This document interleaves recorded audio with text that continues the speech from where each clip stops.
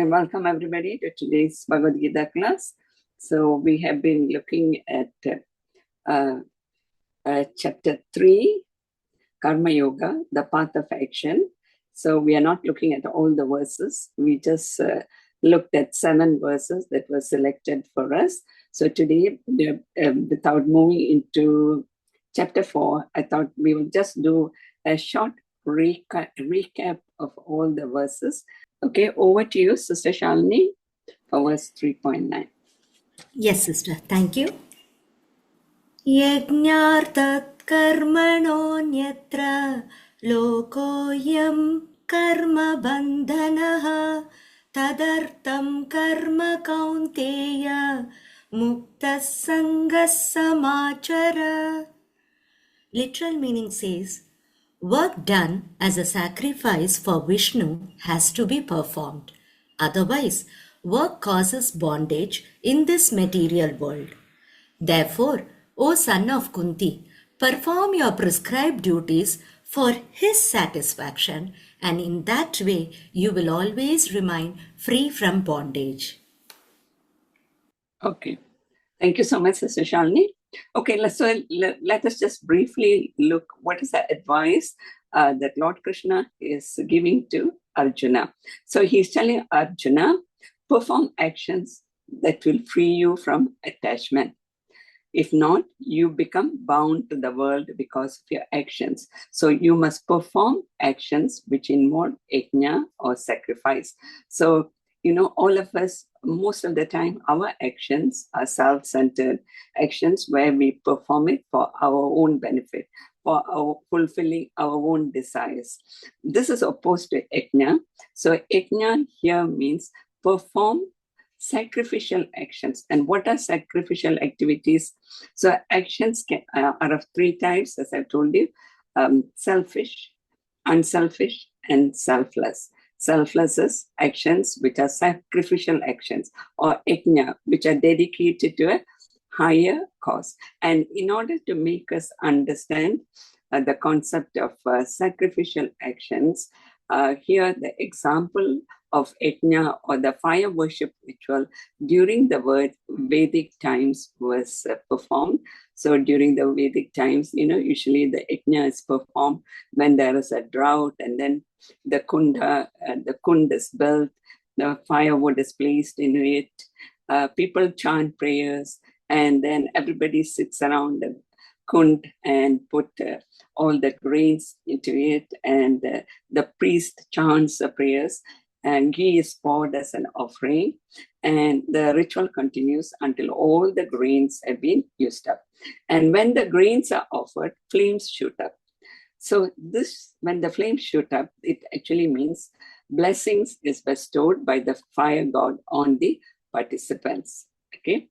And when the grains have been burned and reduced to ashes, the priest distributes the prasad, and the ashes as the prasad. They put the ashes on the forehead in 3 stripes, and they go to the nearby temple.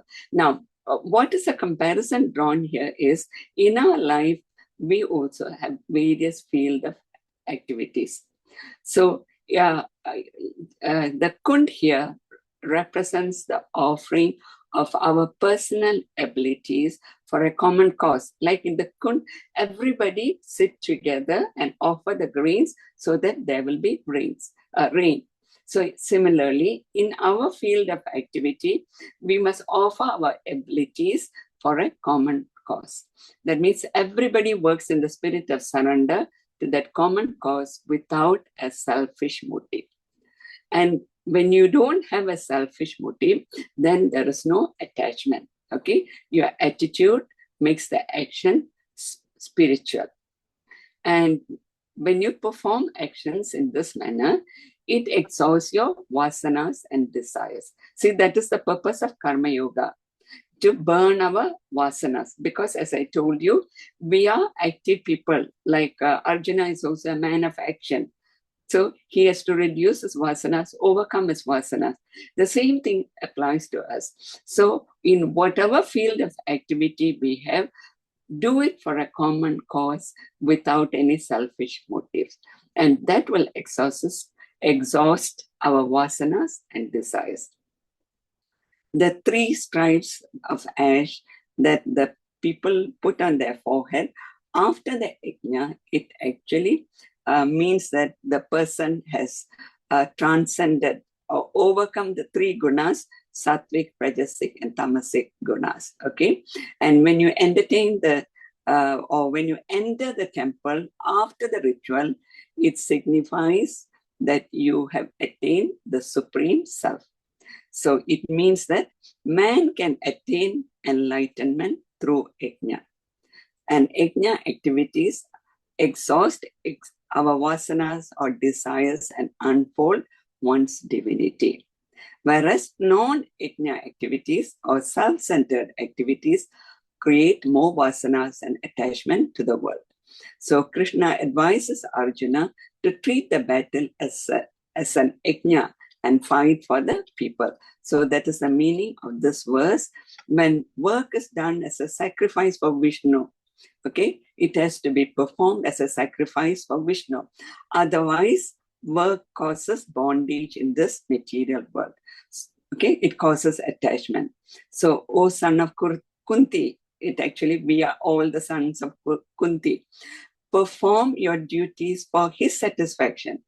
Perform your duties so that you satisfy the Lord, and that way you will be free from bondage. That means you will overcome your attachments, meaning you will reduce your vasanas when you work for a common cause. Okay, so that is, I hope it is clear. Okay, so the advice given to Arjuna is to treat the battle as a yajna and fight for the people. So we too have to treat our life, whatever we are doing, as a field of yajna and fight for the common good of everybody rather than for our own cause. Okay, we move on to the next one. Yeah, over to you, Sister Shalini. Yes, sister. Thank you. Yajnasishtashinas santo muchyante sarvakilbishaihi bhunjate te tvadan papaha ye pachyantyaatmakaranat. Literal meaning says, the devotees of the Lord are released from all kinds of sins because they eat food which is offered first for sacrifice.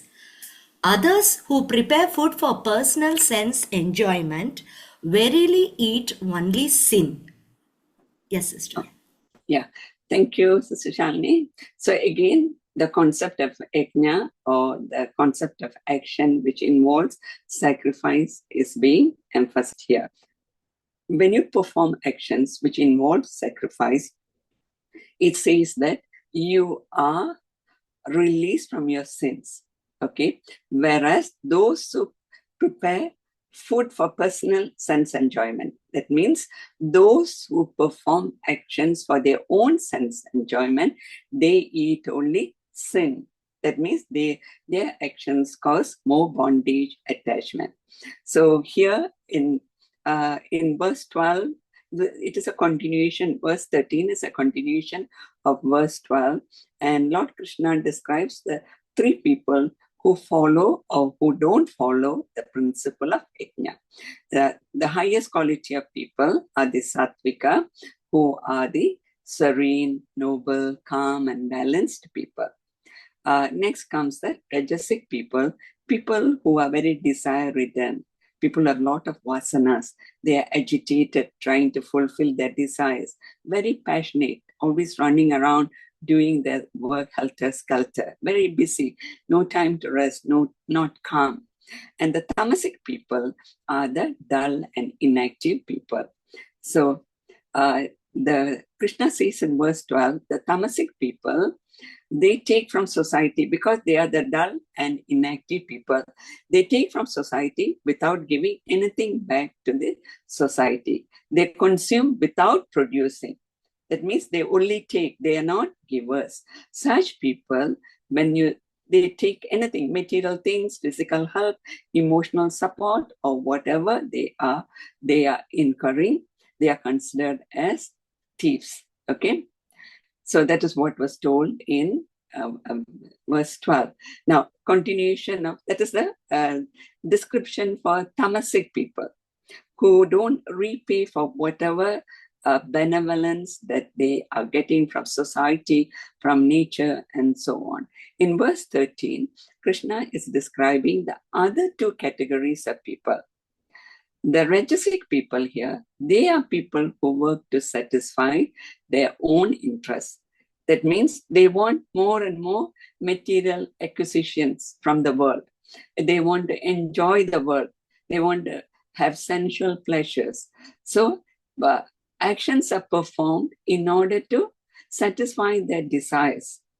So when you have a lot of desires, and when those desires are not fulfilled, it causes mental agitations. So the rajasic people, the desire-ridden people who are working to satisfy their own interests, they experience a lot of mental agitations. And this is considered as people who incur sin. And here, what Lord Krishna says is, they are people who cook for themselves, meaning their actions are only for themselves, and they eat sin. Okay, so that's a comparison made here. So they merely cook, meaning they merely acquire things from the world, but they never get to enjoy. What they get is only, they are getting only sin, because they are only considering their own interests and their benefits. Whereas the sattvic people, they are the people who act in the true spirit of yajna. Now, what is the spirit of yajna? They work for a high ideal beyond their own interest.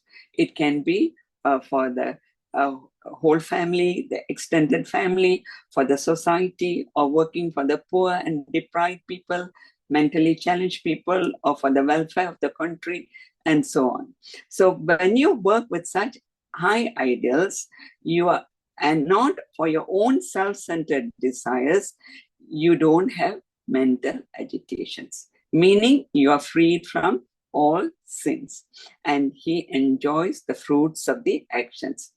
So the sattvic people who eat the remnants of sacrifice, meaning they are first working for others, and whatever they get in return, this gives them true peace and happiness in this world, and they are freed of all sins. So based on the attitude of action, based on the spirit of yajna, there are three types of people, and the tamasic people are those who eat, who consume from the society without producing.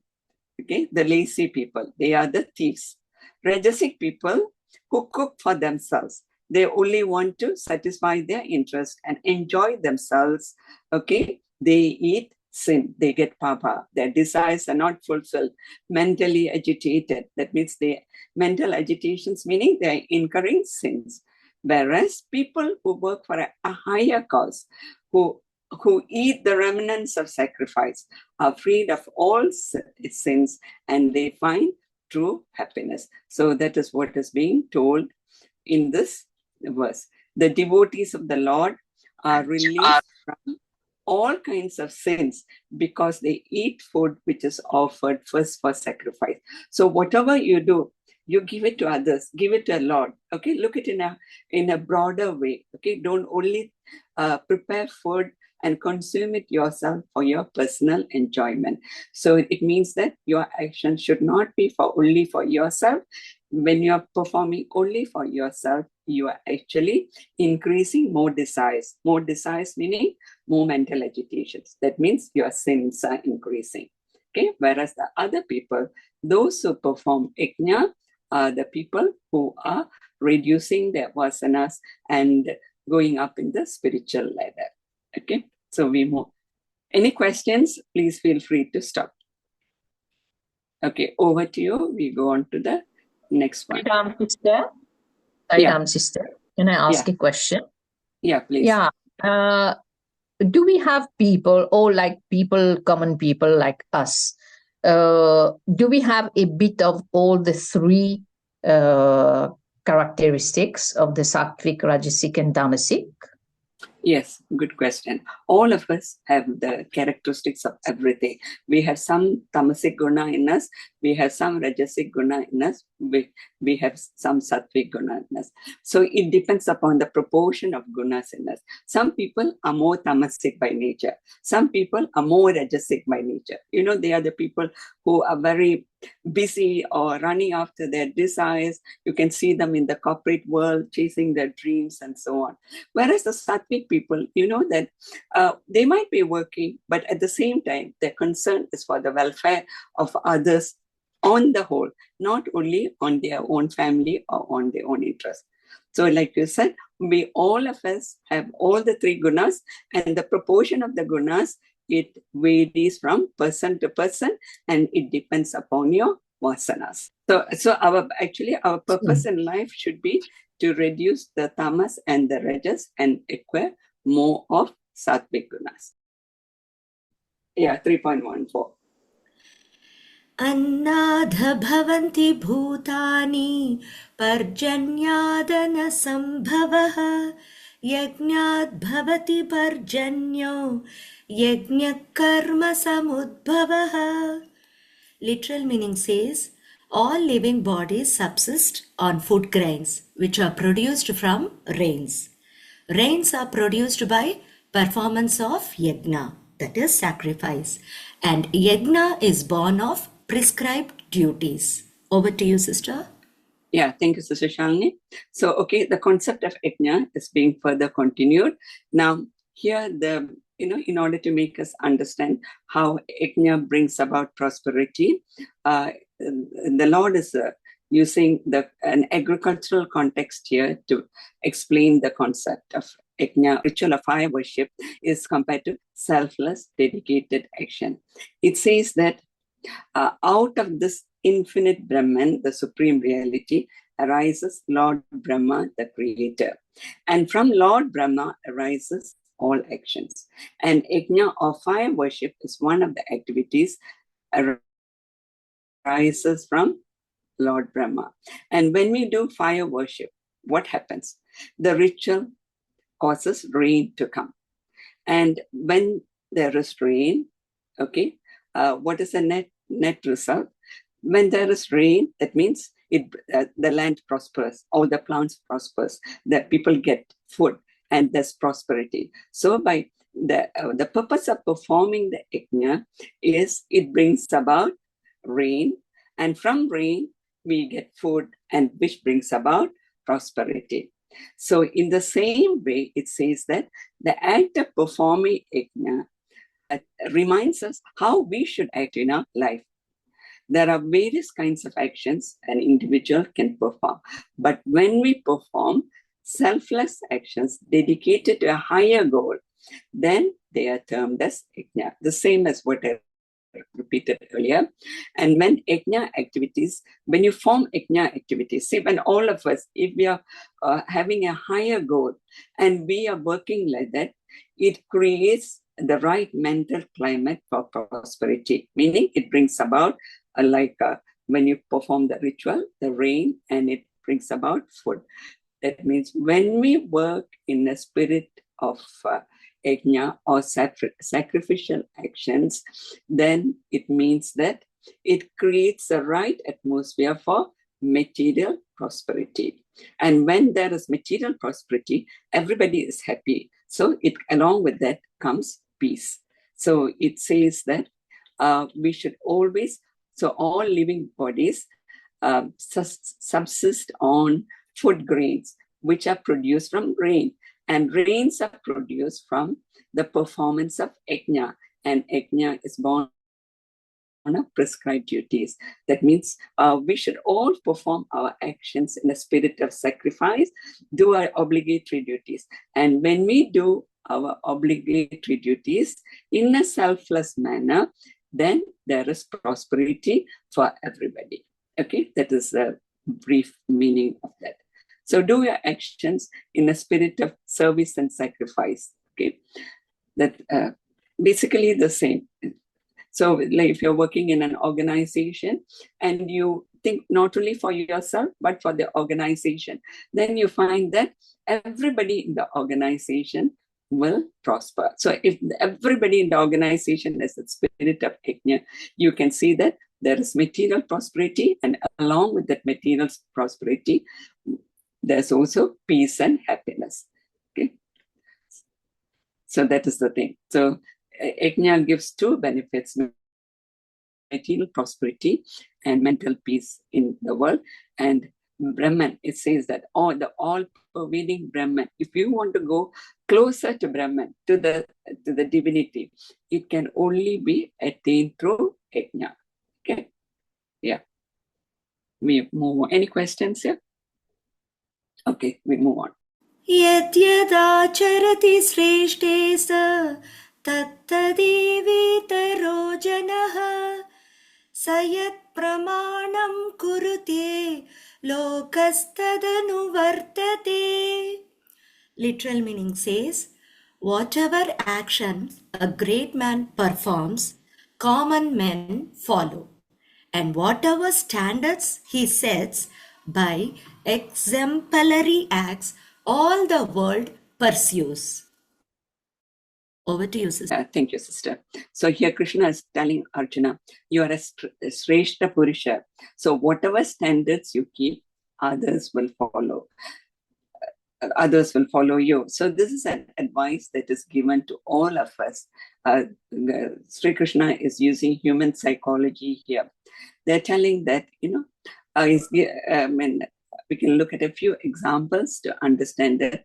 We can see that the people of a country always follow in the footsteps of their ruler.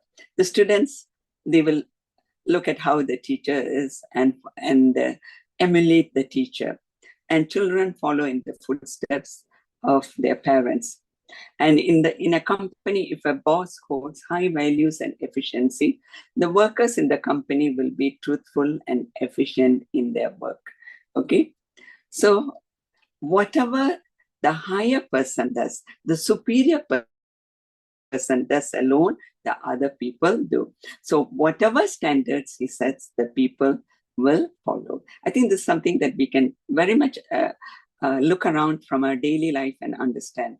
When we have children, the children follows what the father and mother does. When they go to school, they follow their teachers. In a country, they look up to the leaders of the country. So this effect can be both in positive and negative ways.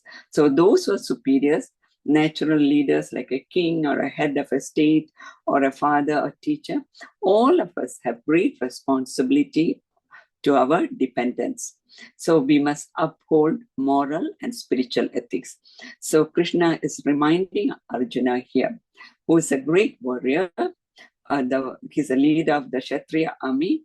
The people are waiting to follow in your footsteps. Okay, they are waiting for you to take the leadership.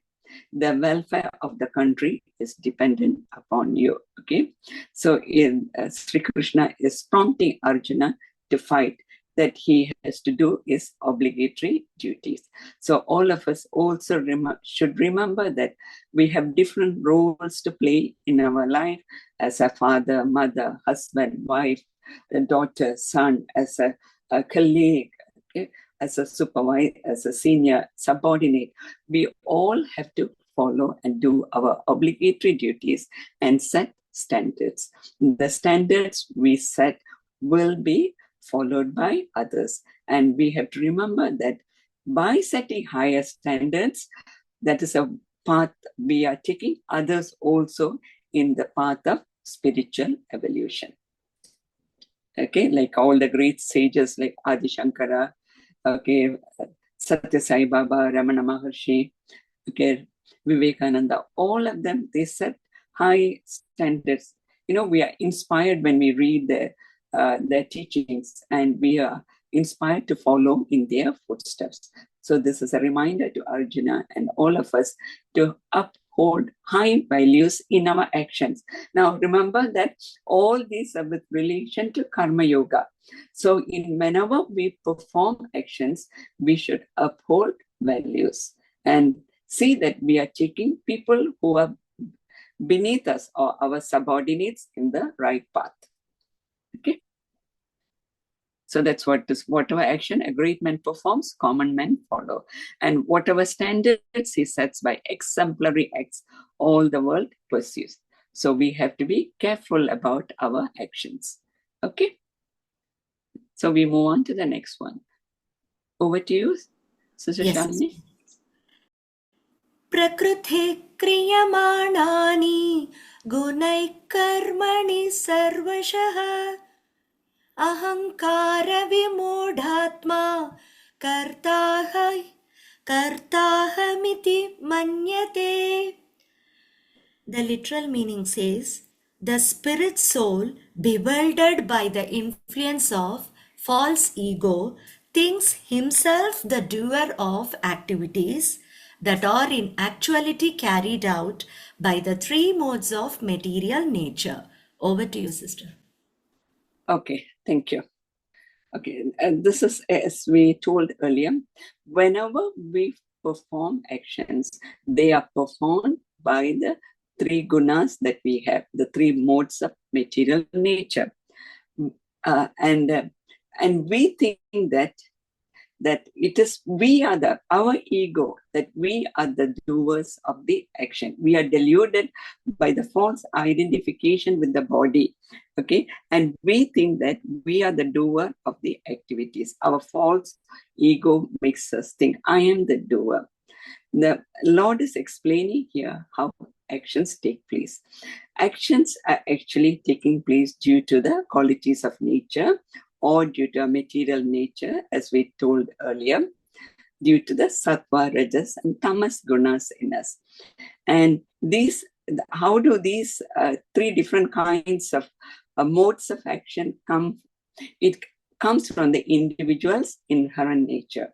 What is the word for the individual's inherent nature? Action arises from our inherent nature. What's the other word for inherent nature?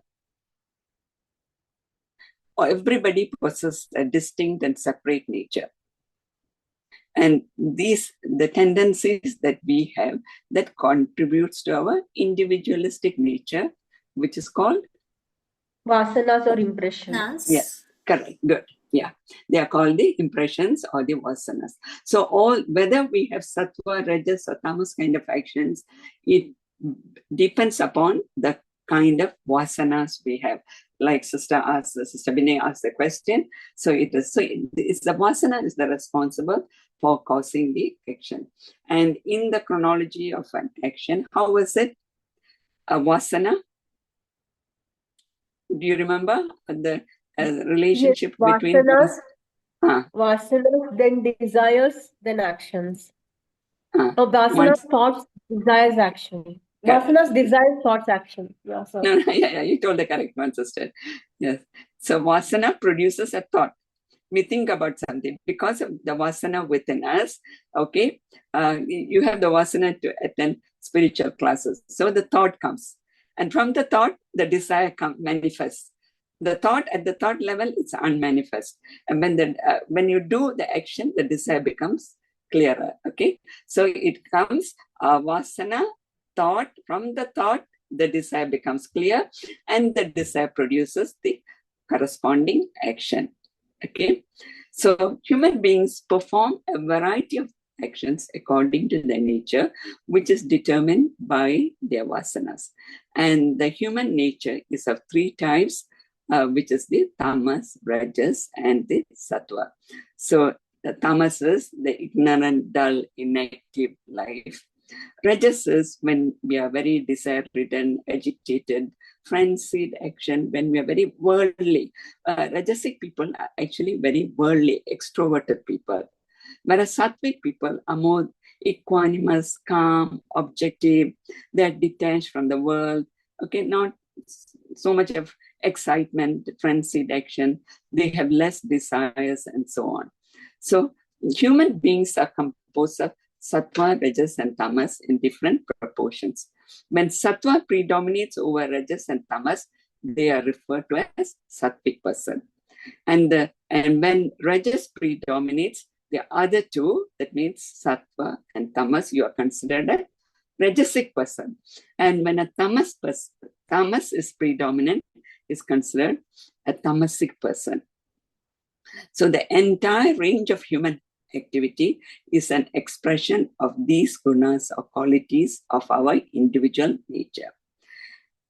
So the gunas or the material nature, meaning Prakriti, the gunas that we perform, please understand that we are having 3 gunas, and depending upon the gunas, we are performing action. But these gunas work under the supervision of the Supreme Lord. The various activities that we perform will not be possible without the Atman functioning in us. However, man, in his ignorance, he becomes so involved in his gunas and activities. He deludes himself. He has the false ego, and he believes that he is the actor, he is the doer, and he is the enjoyer of all the actions. The spiritually ignorant man, he forgets his eternal relationship with the Atman. What is making us act? We think that we are the doers, but actually, we don't understand the energy, the action, the primeval source of all activity. Where's the action, the force for our action coming from? It is coming from the Atman or self within us.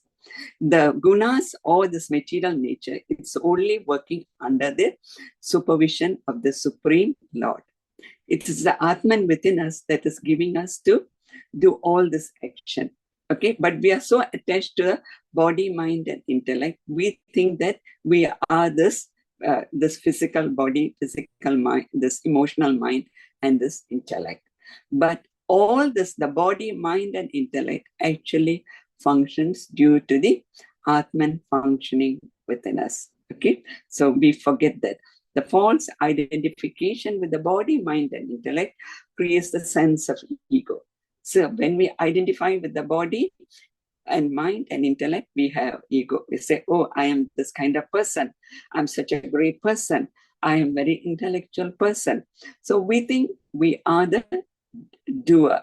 And when we think that we are the doer, the deluded man burdens himself with the responsibility of all actions.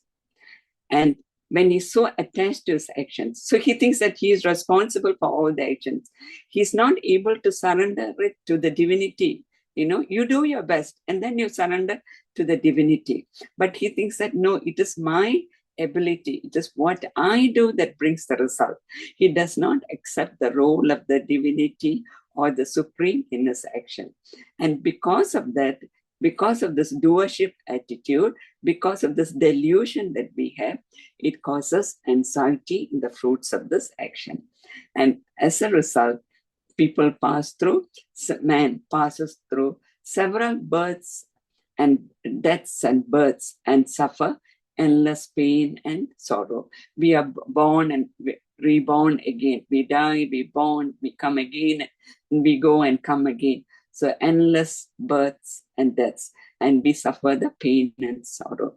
So Lord Krishna is reminding Archana that he needs to end the misconception that he is a doer. Advices for us, remember, Arjuna should remain detached, meaning we should remain detached and unaffected from the functioning of our vasanas, gunas, and actions, and carry out our obligatory duties, meaning carry out our dharma. Okay, a man of truth is one who becomes a witness, observing the different gunas functioning. So we should take the stance of a witness.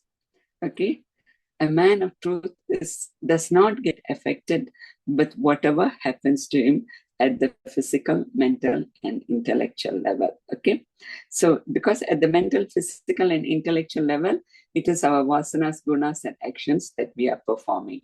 So do not get deluded. Remember that it is the supreme divinity that is making us act. Okay, so it is the Atman that is giving us the energy to act.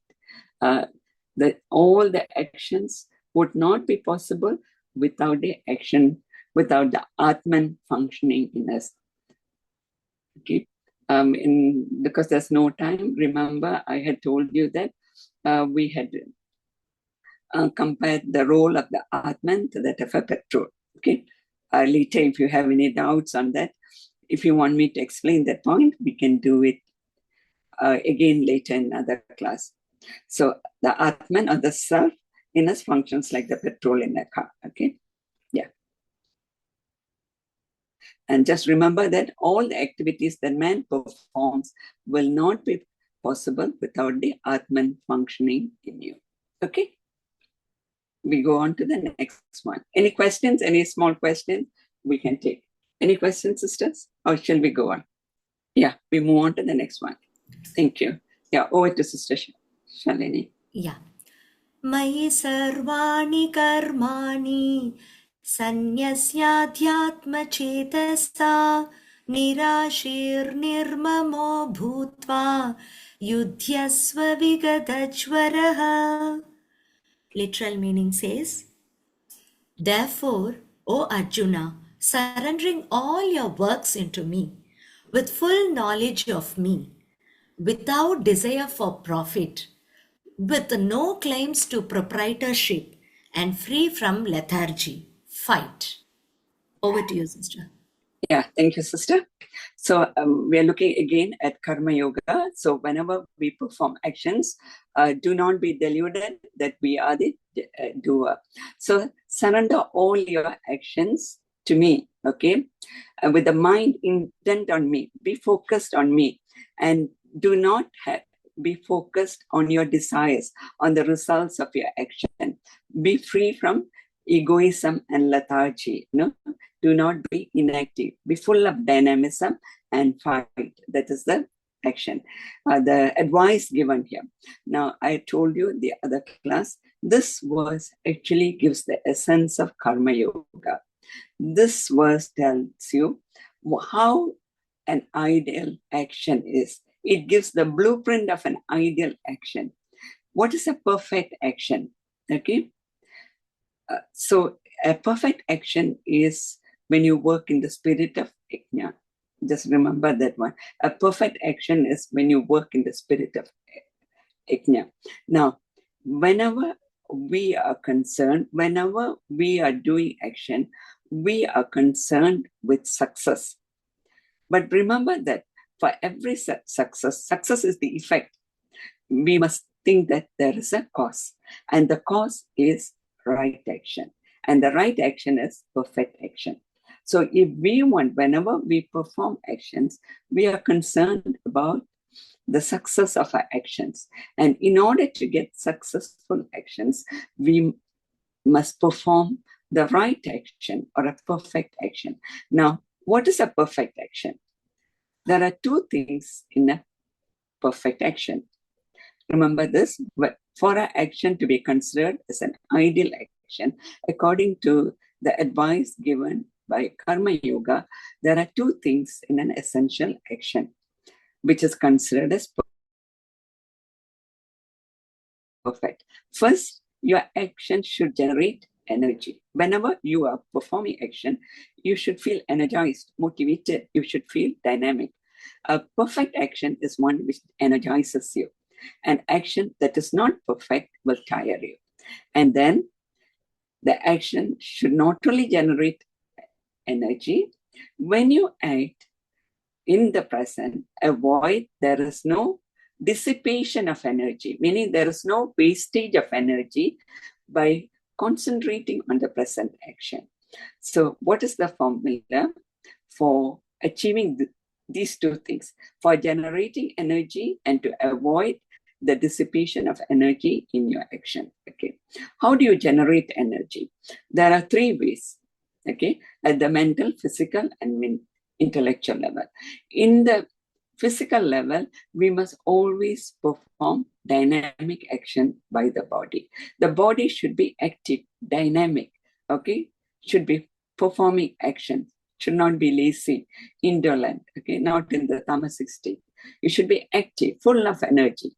And while you're acting, how's the mind? The mind should surrender to an ideal, meaning to a higher cause, to a higher goal. So when you are acting, your mind should focus.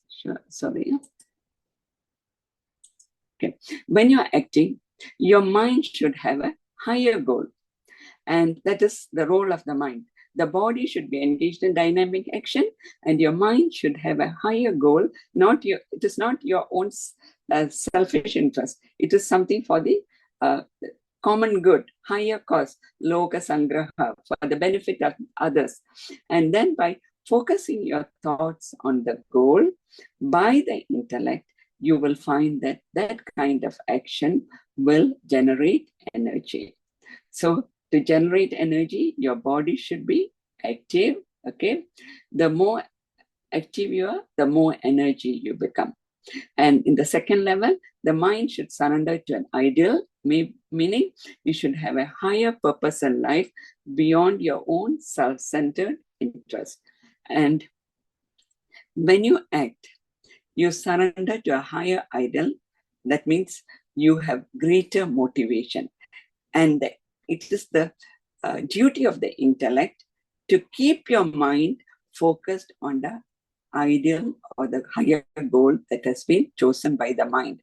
Because the mind has got the activity of wavering, isn't it? So body is engaged in energized and dynamic action. The mind has chosen a goal, but you know how the nature of the mind, it is asthira and chanchala. So the mind will not remain focused on the goal. So it is a duty of the intellect to keep the mind focused on the chosen goal.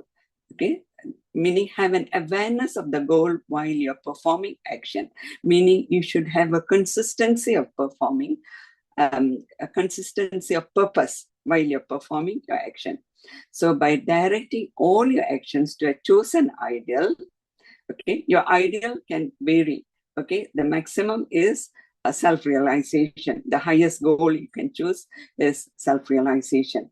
But you can choose any ideal or any goal, okay, but it should be something that beyond your own selfish interest. So when you work like that with the body, mind, and intellect, okay, your actions will generate great power. Okay, so the body, so with your body, you keep on acting. Mind surrenders to a higher cause or a higher purpose or a higher goal or ideal, and the intellect channels all your actions towards the ideal, and you generate energy in the action. Now, when you generate energy, you should be sure that you do not, there's no wastage of energy or dissipation of energy. And dissipation of energy occurs through worries of the past. So while you're performing action, don't think about everything that happened in the past. Then you cannot focus in the present. Similarly, don't be focused about the fruits of the action in the future. Do not think about what is going to happen in the future while you're performing your present action. Do not have anxiety for the fruits of the action. So avoid worries of the past, anxiety for the fruit of action, and do not get very excited. Do not get too over involved in frenzied in carrying out the present action. Okay, so if you do like this, okay, your action will be a perfect action. So carry out the present activity without getting excited. Do not getting worked up. Sometimes you think that, you know, don't make oh, I have to do it, I have to finish it. You know, don't feel your actions are a burden. Don't make your responsibilities feel a burden to you. So a person who works constantly with the body, surrendering to a higher cause, and with the intellect having a purpose focused on that higher cause, not worrying about the past or not being concerned about the results of the action, and not getting excited in the present, that action becomes dynamic. That is the perfect action. I hope it's clear. So at the body, while you're performing, you should perform dynamic action. At the mind level, you should have a goal. And at the intellectual level, be focused. Be consistent on what you're trying to achieve. Do not be distracted from your goal that you have set for yourself. You should have that motivation be inspired. It's a duty of the intellect to keep up that inspiration of the mind and direct it to achieve that goal. And while you're working in the present like this, do not worry unnecessarily about the past, the future, and don't get extra worked up about your duties and responsibilities. Then your action becomes dynamic. Okay, so that is the last one. We just read it and finish it up. Any questions? So now please remember this. This is the blueprint of an ideal action according to Karma Yoga. Very important. A perfect action. The body, mind, and intellect working together, and avoid worries of the past, anxiety for the future, and excitement in the present. We can apply it in our life if you carefully think. Okay. Yeah, Sister Shalini. Sisters, another 5 minutes. We just quickly finish it up. Shri Bhagavanuvacha Kamayesha Krodayesha Rajoguna Samudbhavaha Mahashano Mahapapma Vidyenam Miha Vairinam. Literal meaning says, the Supreme Personality of Godhead said, it is lust only. Arjuna, which is born of contact with the material mode of passion and later transformed into wrath, and which is the all-devouring sinful enemy of this world. Over to you, sister. Yeah, thank you, sister. So here again, the Lord is mentioning about the desires. Okay, from the desire comes anger, and this comes from a Rajoguna. And the Lord here gives qualities of desires which are said to be, it comes from Rajoguna. It is the Rajasic people who have a lot of desires. And if you run after desires, there's no end to it. It is all consuming. And it is, the more you run after desires, it becomes Mahapapa. You become all sinful. And you must understand that desire is your enemy. So you must try to control your desires. And when you control your desires, use your discretion, use restraint, and do not act on your desires. They say that when you don't act on your desires, what happens is you will be able to reduce your vasanas.